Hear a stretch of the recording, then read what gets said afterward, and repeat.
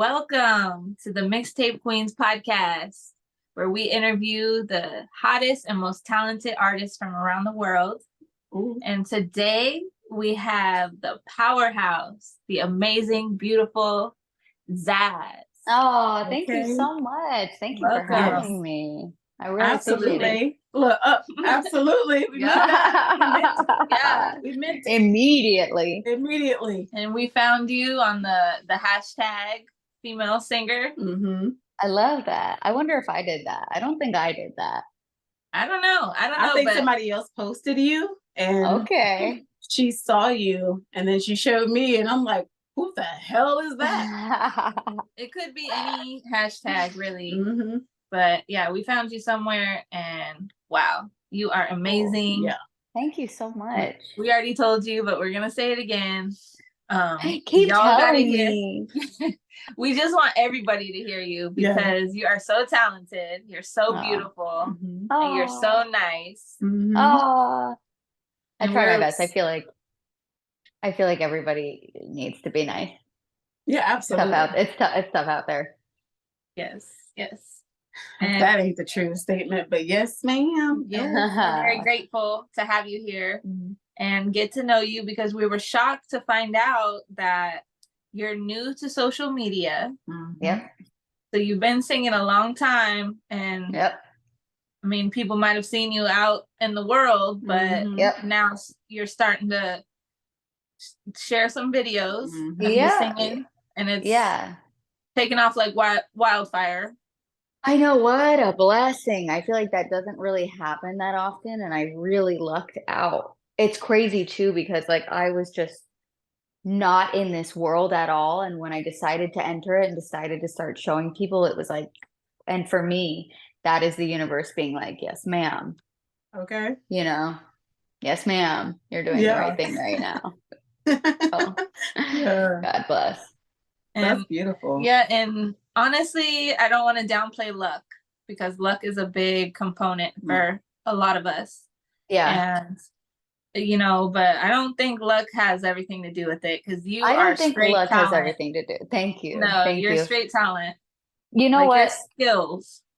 The concept of luck is so interesting to me because I kind of entering this field, a lot of people told me like, yeah, like you're insanely talented, but if the right person doesn't see you at the right time, and it's this like lucky thing, which it is. However, as it turns out, somebody like if the right person saw one of my videos and they didn't like it, I'm not going to go anywhere. You know what I mean? After a certain point of singing for hundreds and hundreds and hundreds of people, somebody's going to see you. You know what I mean? So luck, sure. But I think at the end of the day, it's what you bring to the table that either pushes you or doesn't push you. And I worked my ass off. So thank God, my ass off. So thank God that, you know, it is happening the way it's happening. Yeah. And I like the way you said that too, because you're right. The right person can see your music and be like, it's not her time right now, or it's not their time right now. And how many stories have we heard from like the greats in the music industry where they're like, I got passed up 30 times, you know, before I had my big break. And it's like, you need to work your ass off. Totally. And I went through what a lot of people aren't going to know about me because they're only seeing this side of my world is that I went through getting rejected so much in a different musical field. And that was in the Broadway industry. I got so many invitations, final callbacks, Broadway people here and there going, oh my God, we're so interested. And then no, right at the last second. And it's just like you go through that. And I went through that for years, lived in New York and was like, something isn't vibing. Like something isn't making sense for me. And it was when I exited that field and I was like, oh my God, like here I am, you know, and now I feel like I'm sounding so like woo woo right now, but I feel like I'm vibrating in the right space. And what I'm putting out is being eaten up. And that's what I think is getting me to where I'm trying to get right now. Finally. That's a good way of putting it, because you can be in a space and think, oh, this is where, you normally see people get that traction, but like everybody's different. Obviously your path is different than other artists, and other artists' paths are different from you. So you being able to take yourself out of that space and then go somewhere else and then start really taking off in this way. Yeah. Amazing. That's and if amazing. you saw me, like who I was and how I was in that sort of New York Broadway era of my life, it's like unrecognizable. And I think that's because I hadn't really found myself as an individual, which is just like, people can tell when you are in yourself. And I think that reads a lot. You know what I mean? I really found myself when I left that world as an artist and as a human being. That's how I started writing, and I feel like that is like a major benefit to just pulling out of a bubble that you're living in and just finding yourself. Yeah. That's powerful. You definitely reached a new level of consciousness. Facts. From all of the things you've been through. I can't imagine being judged and auditioning and stuff like that. It's nuts. And it's crazy because you're auditioning with a ton of like extraordinary people, which is so humbling and so good for you to be like, wow, there's so much talent out here. But it is humbling for sure. Yeah, I believe it. I can't even imagine being like in line and having to like sing after somebody that you probably thought like, oh shit. And it's being like this close too, like every time, just like, ooh, it's like, ooh, I'm like almost there. But I am like a strong believer in the universe does what it's supposed to do at the right time. And that was not it for me in that moment. Yeah. And look at you now, you're a big fish in a little pond. Yep. Yeah. Would y'all believe this? In my New York era, I had a mohawk. Wow. Now I'm gonna need to see those pictures, You know what? I'm gonna DM one of them to y'all when we're done with this. Just so you can be like, what? You know what I mean? I need that moment because I've been through some eras for sure. Yeah. So tell us more. I myself was born in the 80s. And so I'm 36 years old. You don't have to tell us how old you are, but take us back. Me. What's that? I love that for me. Okay, yeah. Yep. But take us back to when you're young and when you I'm a 90s baby. Okay. So take us back to the 90s when you first, tell us about where you're from and how some of your influences in music at a young age. Okay, as a 90s baby, first of all, my first influence is my mom. She's a vocalist. She still sings for a living. She would sing like all night, all day. I would hear it when I was going to sleep. She would sing until ridiculous hours. And she had ridiculous hours. And she had me singing from a super young age for people. My idols when I was in my childhood were like the Spice Girls, and this is gonna age me anyway. And fuck it. Girl power. Okay. The Spice Girls, which I think I now to this day, like I vibe a lot of the way I dress with the Spice Girls, or like Bratz dolls. Christina Aguilera and Britney Spears. Oh, I was like making up dances, lip syncing the words. I remember I had a birthday party and I made in elementary school. And I'm trying to think if it was elementary school. And I made invitations that was like Britney Spears was on the front. She was like, I'm gonna be there. Are you? We love Britney. I love that. See, you're telling my life story right now. We both love Britney. Amanda's a super Britney I'm a 90s fan. baby as well, so I love it's a Britney bitch. Yeah, I'm watching. Pretty much. That's it. I'm watching her, and I'm hoping the best for her life right now. Yeah, absolutely, for sure. Yeah, absolutely. And I love that those are like some of your earliest influences. I like how you said your mom, because I relate to you on that, because my mom also sang like all the time. So that was like a music influence for me growing up, like very first one. But that was the biggest one for me for sure. Like I remember like my sister and I would go to sleep and she would be like singing like karaoke like in the living room, and it'd be like 11:30 and I'm just listening to her sing it. I have this like really specific memory of her singing this Kelly Clarkson song. I'm trying to remember which one it was, but there was this growl, like this vocal growl in it, and I was so like, oh my god, that was so cool. And I came out and I was like, how did you do that? Like, how did you do that? And I just thought like my mom was like the best singer ever. Like that was so cool. And like, when I finally learned how to do that, make that sound with my own voice, it was like, I am as cool as my mom. That's so cute. I love that. I love that. I relate. I relate. Big shout out to your mom for that. Big shout out to my mom for that. That's another instance of luck right there. Yeah. Beautiful. Yeah, definitely. For sure. So, okay. So, your mom pretty much taught you how to sing, and no, my mom definitely influenced me singing. I was singing because it was around me, and then she put me in lessons from a really young age. Oh, okay. Yeah, I started training, really training at like 13. And when I had a couple of teachers that were sort of like, oh, like this person is killing it and we should do something about that.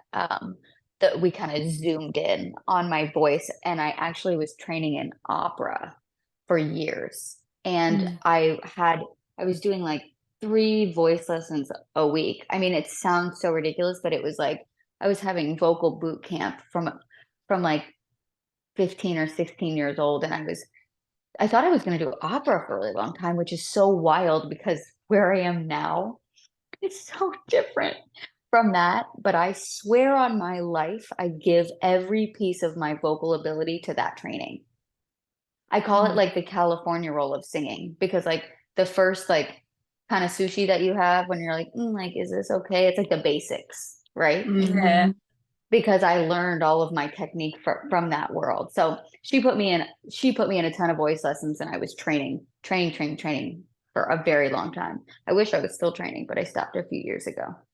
Wow, vocal boot camp. Yeah, that's pretty cool because I can correlate that with just an example, like some of these really big voiced, beautiful singers like Jennifer Hudson and Fantasia. They all had this training from church. Being in the choir, singing with them, and then they were able to take that and like fuse that into their R&B and their soul singing, you know?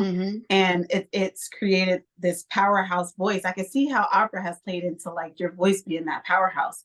Because you have to have that voice when you're singing opera. It has to like stand out, and like it's the support too. It's like the support that you learn from your body in lessons. It like supports such a big sound, because in opera, like they don't use mics. It's all just whoa. I love that. That's so cool. Yeah, it is cool. It's cool. Yeah. Okay, so did you start recording yourself? Like, obviously you went into Broadway. From there, you trained in a vocal boot camp, and you made it to Broadway and went to New York. When did you start saying you want to sing your own songs? Have you been songwriting all these years? No. Oh my God, no. Ooh, I have to be careful how to work myself into this conversation. So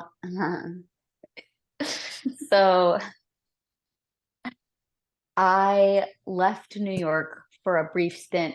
I didn't do so well. I had some mental health issues while I was in New York, let's say that. And I happened to get into a relationship with somebody who was English.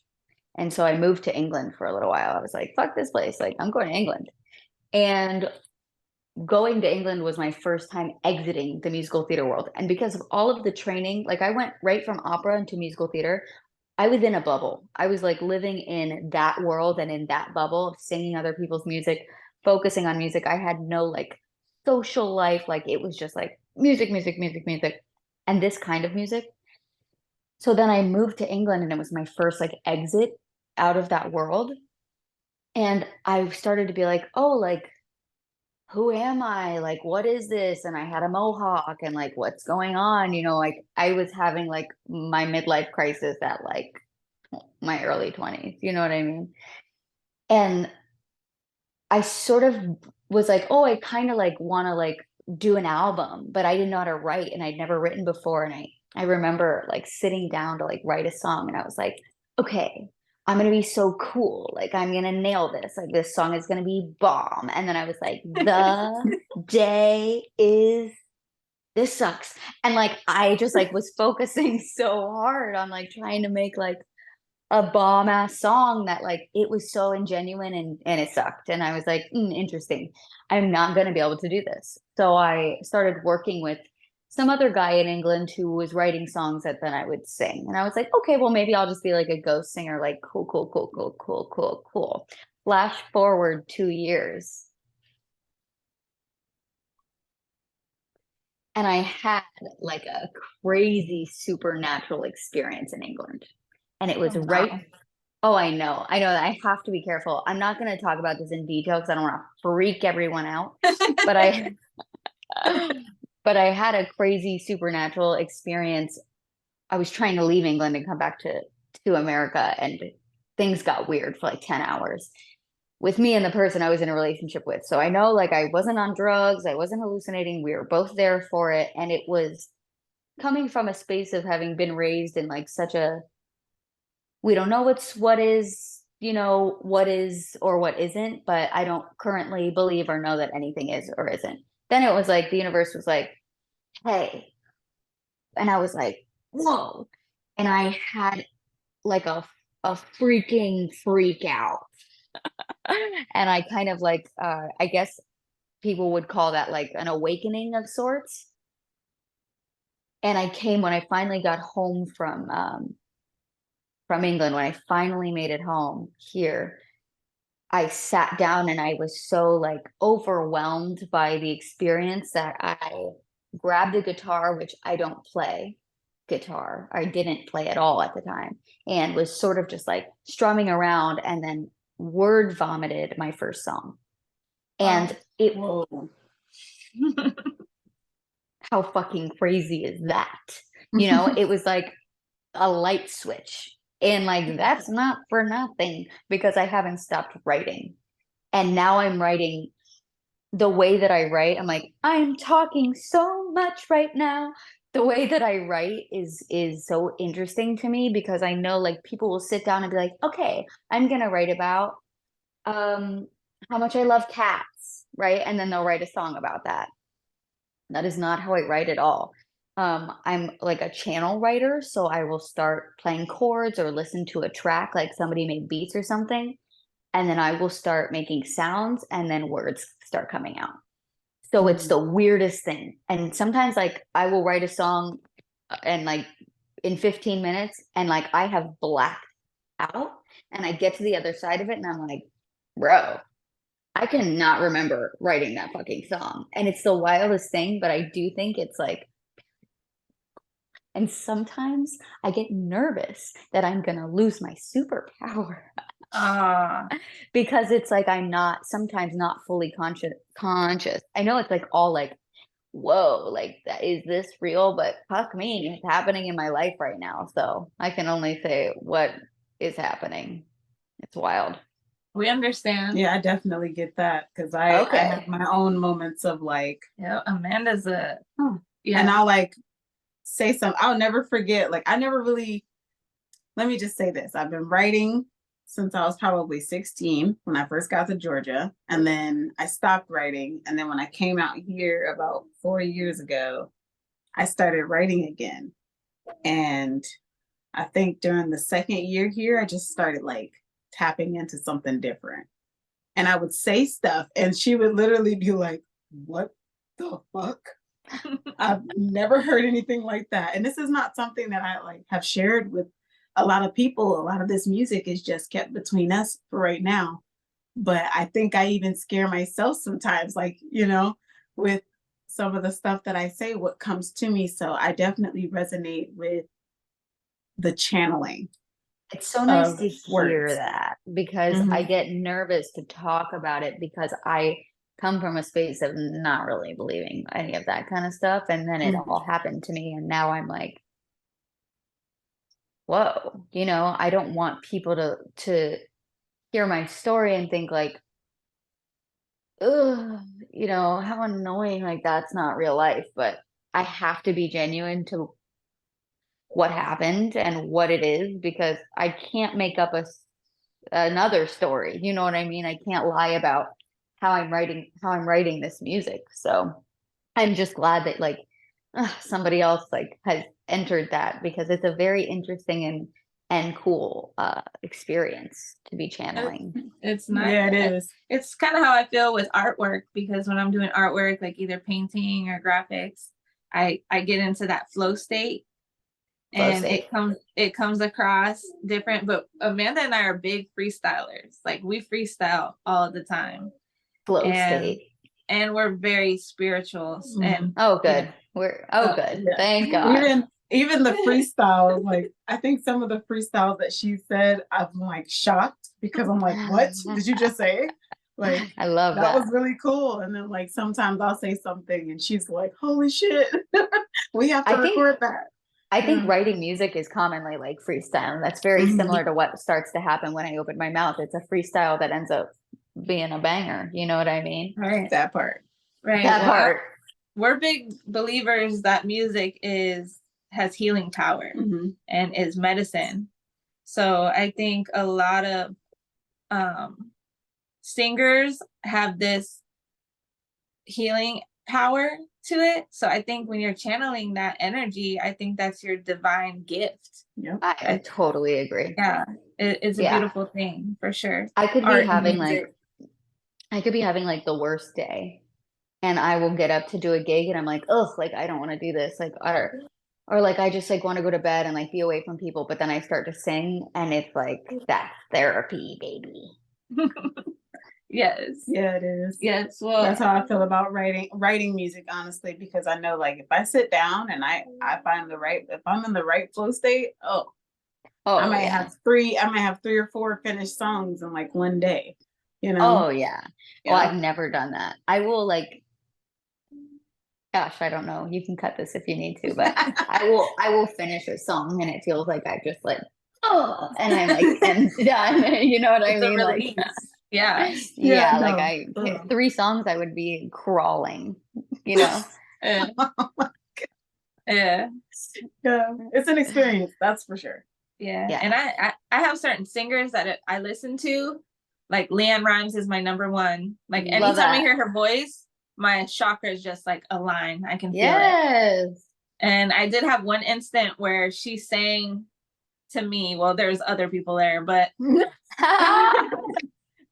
she did this little like intimate, like in a room with like 20 people, and she started singing, and it just like I almost fell over. Like I could hear my ears like popped. It was like just aligning me. It felt so good, and it was cleansing you from the inside, my girl. Yeah, that's super, super dope. Yeah, super dope. So okay. I also Oh no, go ahead. I was gonna say I also really feel like if I am like having a hard time or a bad day, singing is so good for it, especially the kind of singing that I usually do, because I am a yeller, not a yeller, but I belt, and it's like screaming on pitch. Like there is nothing more releasing than being like, you know what I mean? But it's like, it sounds good. Yeah. See, I'm working on it. Yeah, we're working on it. I have a big voice, so I just have to like figure out how it out. Yeah. Voice lesson. Yeah. Yeah, and we started doing karaoke recently. Oh yeah, there it is. And, you know, we started practicing because we do a lot of karaoke at home by ourselves. I love that. But doing it in front of people was different, but now it's helping us to get more confidence. And I think karaoke is so good for people, especially like it's for me, it's like a no, because I sing for a living. And so sort of when I'm not singing for a living, I don't want to be singing. it's like, I'm not trying to just only ever be singing. And if I go to a karaoke, if I go to a karaoke bar, like, I feel bad if I get up there and I'm like, it's like rude. It's rude. I feel like nobody's going to want to get up there. Nobody's like, I don't want to follow that. It's so funny. Right. Yeah. Like, we went to this karaoke spot and we didn't know anything. We kind of just like stumbled in there. It was next to our sushi spot. So we're like, let's check it out. And when I tell you, these people are heavy hitters. Like, these people blew us out of the water. We went back again, like, not too long ago because the talent there was incredible. Like, the bartender. Wow. We got a spot like that here. Yeah. The bartender sounds like a Grammy winner. Yeah. Like, she could just win a Grammy. She sounded like Jewel and several other artists mixed together. And it was like our first time hearing her sing. We were all talking. Everybody's talking, mingling. And she opens her mouth and hits those first few notes. And everybody's like. Jewel was one of the artists that my mom used to sing a lot when I was a kid. Oh my God. I love Jewel. I love Jewel. Yeah. Yeah.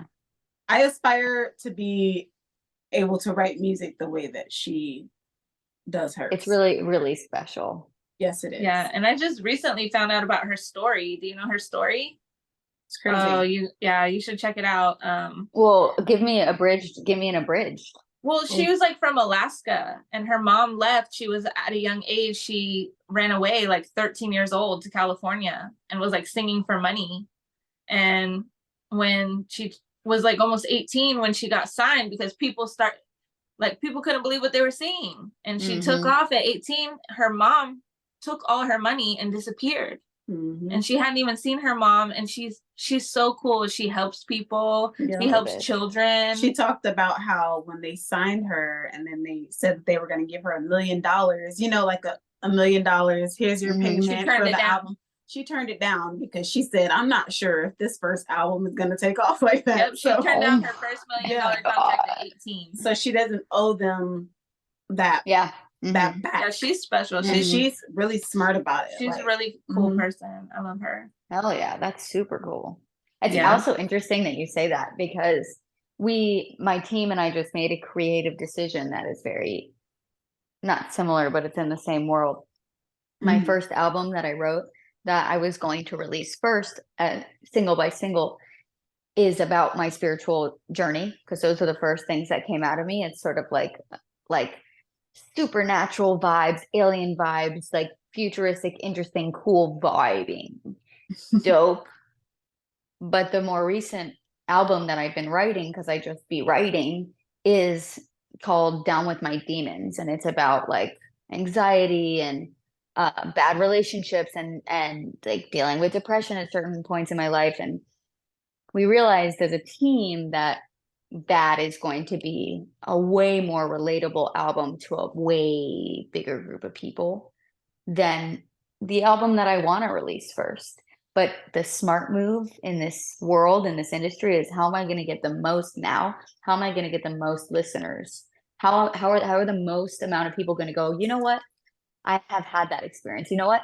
I had a shitty boyfriend or I had a shitty girlfriend. Whereas not as many people are going to be like, I saw something weird too. Actually, you'd be surprised how many people say they saw some weird shit. They are definitely out there. I am friends with a lot of similar weirdos, but there's less of them, Yeah, so we get it. We had to make a creative decision in that way to be like, what's going to sell more records first? Absolutely. And I love all of the music, thank God. But that sort of was a huge shift that we just made.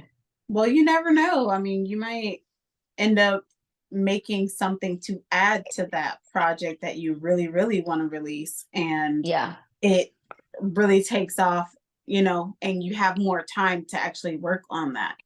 Totally. Instead of actually pushing that one out first. So that's what I thought. I thought, if people already like me for this one, they're going to be like banger on the second one. Yeah, pretty much. We're already sold. We're going to listen to all of it. I'm excited because I've seen you sing pretty much every type of music by now, different covers. But I don't think we've seen anything original, right? Not yet. The only original thing that I have out is my Teddy Swims verse, which did go viral. It was my first thing that went viral on TikTok. It's like I wrote a Teddy Swims did a open verse challenge. Do y'all know what that is? Oh, yeah. Okay. We know what you're talking about. Yeah. So they'll leave like a space open and say like, write a verse on my song. And I wrote it, and it has like 1.4 million views. Like it went viral on TikTok, and people like loved it. And it's the first thing that was like of my own writing. Right. So I ended up taking that verse and writing a whole song out of it, because I figured if people like loved that verse, like let's make it into a song. I also met Teddy Swims a few days ago. Oh, wow. That's cool. That's cool. Yeah, I posted a little reel about it.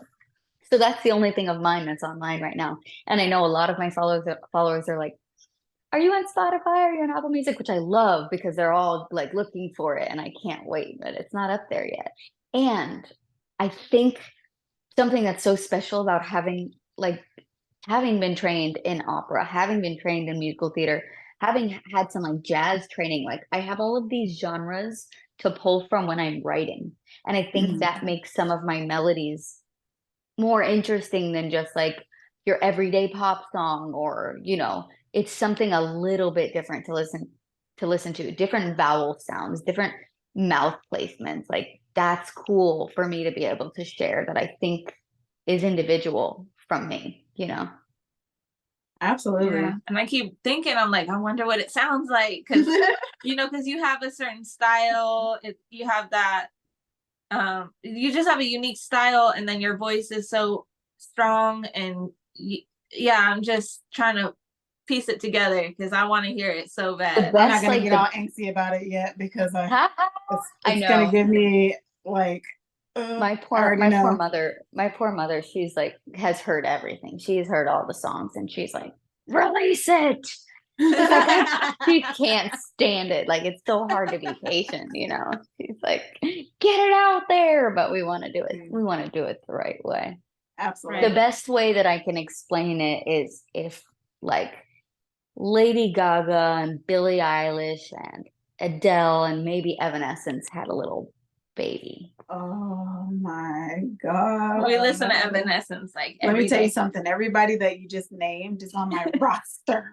Bossy. Yeah. Okay. On my roster. Now, Evanescence has a special place in my heart. I love me some Amy Lee. She has always been one of my favorite singers of like all time. I love her voice. Oh, yeah. And that's just purely 90s, 80s babies right there. That's us. That's there. Yeah. That's one of the greatest voices of our generation. Yeah, absolutely. Yeah. And so I'm like extremely excited to hear what you have in store, but I am also patient, because I'm excited to see what you have for everybody else to hear. Yeah, we're patient, but we're wondering, you know, when. Yeah. Do you have a release date yet? No. What's happening is I have a couple of labels that are looking at me right now. God bless. And the decision is whether or not I want to wait until I'm signed to release through the label, rather than releasing independently. So I have to sort of look at the deals that are coming at me, compare and contrast, and either make the Jewel decision. You said Jewel, right? Make the decision of, do I take this? Is it going to be worth it for me? Is it going to be the right move for me career-wise or not? And then release. So. But well, I mean, you're smart, so yeah, they better figure it out. They better break bread when they see a superstar like you. Sure. I have a really good team, and one of my guys is in industry. He's in with one of the bigger labels and working with me on the side, so he knows what to look for and what to watch out for in these contracts. So thank God, because a lot of artists do get fucked over, unfortunately. Yeah. And it's not gonna be me. Okay. Period. I'm not just taking money, honey. Okay. Yeah. Don't play with my coin. That's what I'm saying.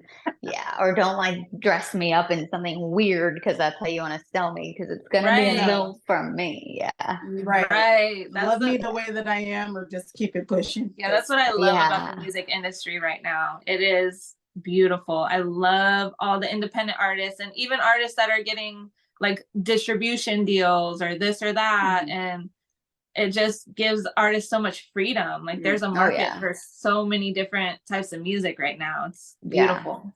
Yeah. It's super saturated, but it is so cool. It is so cool. Yeah. I think it's awesome though, seeing all the different artists, the different people that come out with this different music. Like I don't know. I see like such versatility when it comes to art now, especially music. Like we were just looking at all these different artists, and there's like girls that look a certain way, but they're singing a different way. And we're like, we've never seen this before. What's going on? It's cool. Yeah. And it's weird. It's a weird battle to be in because I find myself the most comfortable. I had this conversation with my team recently because I'm going to be in these like big meetings with these big labels. And the way that I dress commonly is like kind of baggy pants and like a little tiny crop top, but like this is like what feels good to me. And I have this other little version of me that's like Bratz doll, a little sexier, but not a slutty. We love a sex positive slutty moment, but it's like not what vibes with me. And I kind of had the conversation of being like, should I like show off my boobs a little more in these meetings? Like, am I making a bad decision to just rock what I want to rock? And they're like, nah, you need to rock it. And it's like, of course, like, why would I even question that? But it's crazy that when you have an opportunity in front of you, like the ones that I have, that even comes up in my brain. That's some shit that we are programmed with. That is some shit that as a woman that I have been programmed with of pull your tits out because then they'll sign you because you're hot. Are you kidding me? Oh, what? But the fact, like, I had that conversation with myself and with my team. And thank God that like it was with them and I didn't just decide to do it because it's just sometimes I like to have them out. Okay. But sometimes I don't. And that's where I feel like the most grounded and in my body and in myself. And that's what I want to show up with. Yeah, that's because you've been judged all those years and put in a box to fit the person's play, you know, like totally. That's why I've always like loved, just for instance, like you brought up Billie Eilish. I've loved the fact that she wears baggy clothes all the time and doesn't care. Because and she looks hot. She looks hot. Great. Yeah. She looks great. Yeah. And I think that's my favorite style that I've seen anybody rock, honestly. It's just a little, especially women. I don't know, for me, I think women look great in baggy clothes. So do I. Yeah. And I like myself in baggy I understand clothes. It. See, I understand it in a way where it's like the comfort of it is what makes it sexy to us. And like, it makes me feel feminine and it makes me feel hot. Yeah. Like it doesn't make me feel like I'm a boy now. It makes me feel like in my femininity. And it looks great. Yeah. You have a great sense of style. Own it. Own it. Thank you. Period. Yeah. And it's powerful to see when we're walking in alignment with our authentic, true heart and our true self, because then, like you said, you're in the universe as a magnet attracting what is genuine. Yes. Instead of, you know, trying to and then attracting other, you know. So I think that's how we want it to be, you know. Absolutely. Be yourself. Be yourself. Absolutely. That's what makes you beautiful. Yeah. Like attracts like, doesn't it? Yeah. Yes. That part. Yes. And do it because, you know, you're going to attract the people that you're meant to attract. And if they don't like it, that's not who you want around anyways. There you go. Right. See ya. Yeah. You're not for them. See ya. If it's not for them, it's not for them. That's fine. Yeah. But yeah, that's so beautiful. So, okay. So let's see. Pretty powerful. Is there any other upcoming news or events, interesting things you want to talk about? So I work with this group sometimes out of New York. They're a Juilliard based orchestra, and it's like a 12-piece orchestra, and then there's 2 rappers and I sing. I don't write the music, but the guy who writes the music is super dope. It's like crossover music, really brilliant stuff, super niche stuff. And I'm going on tour with them at the end of October 28th to November 5th, I think. And we are doing one of my original pieces, and it'll be from my spiritual album, Supernatural album, that nobody is going to hear except for the people in that audience for a very long time. But it is going to be my first time performing my original music for people. Wow. So where are you going? Are you going in Florida, or are you going out? It's in New York. New York. Yeah. Wow. Oh, it's gonna be so stoked. And it's being like rewritten for an orchestra and 2 rappers and me. Wow. Oh my God. See, now I know you're saying nobody's gonna hear. Well, somebody's gonna hear it because we all got cell phones. Okay. And people hear your voice when they hear y'all start singing. Thank God I copyrighted that, you know. Yeah. Absolutely. But people are gonna love just seeing it, period. And then that hypes them for the first project that you're gonna drop, your first album. Then the second album, they'll already have that feel They'll remember of that what song. You have prepared. That's so freaking cool. I'm super stoked about it. Well, I hope we get to see some footage. Oh yeah. I am probably going to film like a little bit from the rehearsal because the show is a closed venue and they're not going to be filming it, but I'm probably going to film some of the rehearsal. Oh, that's awesome. Sweet. I'm excited. I'm looking forward to it. We're looking forward to it. Yes. I can't wait. Yeah. So that's up and coming. That's what's going on right now. Ooh. And I feel excited for anyone right now who hasn't heard you yet. And they're going to go to the description and click your links. ZazzSings. ZazzSings on every platform, baby. Zazz, ZazzSings Sings on Instagram, YouTube, TikTok. Everything. All that good stuff. Yep. I know that they're going to be in for a treat when they see you sing for the first time. Yeah, baby. Let's go. So we want everybody to follow you and check you out and get ready for these YouTube albums that are coming out. Yes. And let's see. Okay, so before we go, we have a question that we ask everybody. Can't wait. Go ahead. Oh, well. So what we usually ask, because this podcast is all about motivating and uplifting other creatives around the world, whether they're artists, painters, writers, whatever they're being. And the question is, what advice would you leave the listeners with on keeping yourself open to the different possibilities and outcomes for your art? I think my advice is, if you love something, keep pushing. You are going to hit a lot of bumps and there's going to be a lot of bullshit, but eventually, if you love it enough, you will get to the other side. Period. Facts. Okay, a short, sweet, and simple. Yes. Wait, do I need to say more? No, you're good. You're good. I mean, it doesn't have to be hard, It doesn't have to be complicated. And I think that's what's coming across is just follow your heart. Do what makes you happy. You gotta keep going. It's hard. It's so hard, especially, in the arts industry. It's really hard. And sometimes you're going to get defeated and, you just have to keep pushing in that direction. There's no other way. I love that. That's beautiful. Well Queen. said. Very well said. And thank you so much for being on the podcast. We really appreciate your energy. I really like you guys. I really do. We love you. We love you. Absolutely. We're not going anywhere at all. Yeah. We're here to stay. Yeah. For sure. You got our support 1,000%. We'll be the first people to copy your music as soon as it comes out. Yes. And you'll be the first podcast that I'm ever on. Yes. Crown me then. Yes. So I love that for you. I think that's super cool. And I love that for me. I'm thank you for having me. Absolutely. Yes, thank you. I mean, we know talent when we see it. Yes. So. Yes. All right, Queen. Have a beautiful and blessed rest of your day. Thank you so much, love. Thank you. Mwah. Love back. Later.